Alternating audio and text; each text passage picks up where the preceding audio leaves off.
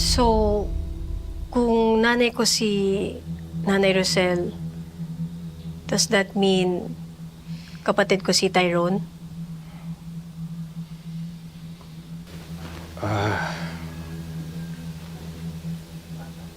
Oo, anak. Kapatid mo si Tyrone. Kambal kayo. Grabe po yung panaginip ko. Parang totoong-totoo. Bakit? Ano bang napanaginipan mo? Ah, parang...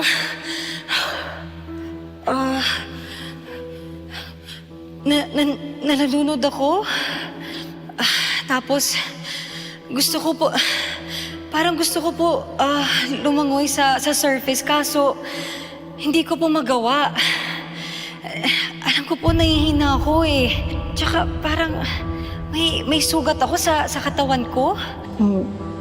Ba't ko to nararamdaman?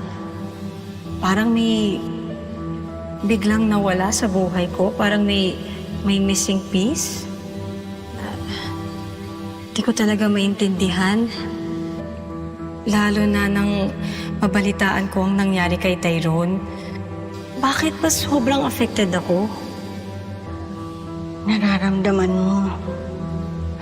Nararamdaman mo ang nangyayari kay Tyrone. Po?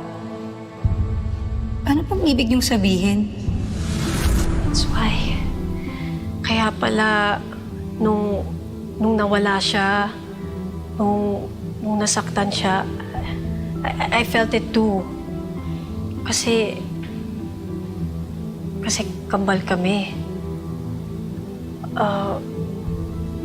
Matagal niyo na tong nalaman? Or Hindi. Recently ko lang nalaman. Recently ko lang nalaman dahil sinabi sa akin ni Rosel.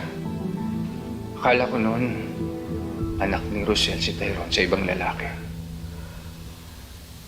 Pero nagtapat sa akin si Rosel na anak ko rin si Tyrone.